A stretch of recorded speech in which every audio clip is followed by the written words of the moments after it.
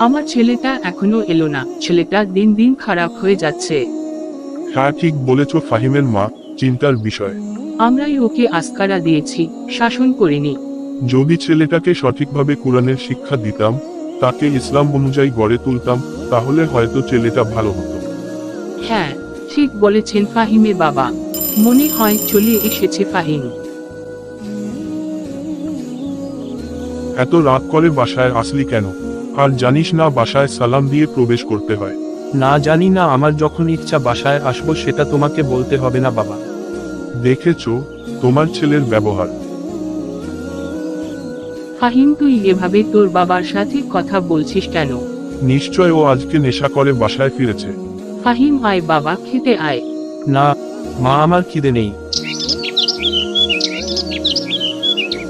কিরে দোস্ত, কি অবস্থা তোর? মন খারাপ নাকি? আর বলিস না, কালকে রাতে আবির ওদের সাথে আড্ডা দিয়ে রাত করে বাসায় ফিরেছি, তাই বাবার সাথে রাগারাগি হয়েছে। কেন এত রাতে বাসায় ফিরেছিস? কালকে আবিরদের সাথে আড্ডা দেওয়ার সময় নেশা করেছিলাম, তাই। আঙ্কেল কি বলেছিল? বাবা বুঝতে পেরেছে আমাকে রাত করে বাড়িতে ফিরেছি কেন জিজ্ঞেস করেছে বলে আমি বলেছি যখন ইচ্ছা বাসায় আসবো। আল্লাহ মাফ করুক ভাই। শোন, বাবা মার সাথে খারাপ ব্যবহার করা কখনোই উচিত নয়। কেননা আমাদের মহানবী হজরত মুহাম্মদ সাল্লাল্লাহু আলাইহি ওয়াসাল্লাম বলেছেন, বাবা মার সাথে খারাপ আচরণকারী কখনোই জান্নাতে প্রবেশ করবে না।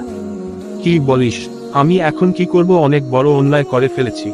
মহান আল্লাহ তাআলা ক্ষমাশীল। তুই বাসায় গিয়ে তোর বাবার কাছে ক্ষমা চা। তোর বাবা ক্ষমা করলে নিশ্চয় আল্লাহ ক্ষমা করে দিবেন। ঠিক আছে রহিম। আর হ্যাঁ, অবশ্যই খারাপ বন্ধুদের ত্যাগ করবি। নেশা করা ইসলামে সম্পূর্ণ হারাম, এগুলো থেকে দূরে থাকবি। ঠিক আছে। ঠিক আছে বললে হবে না, বল ইনশাআল্লাহ। ইনশাআল্লাহ। আসসালামু আলাইকুম বাবা। ওয়ালাইকুমুস সালাম। কিছু বলবি? আসলে বাবা, কালকে রাতে তোমার সাথে খারাপ ব্যবহার করা ঠিক হয়নি। আমি আমার ভুল বুঝতে পারছি বাবা, আমাকে ক্ষমা করে দাও। বাবা, আমি তোমাদের কথা শুনে চলবো, আর কখনো খারাপ কাজে লিপ্ত হব না। তোমাকে ভালোবাসি বাবা।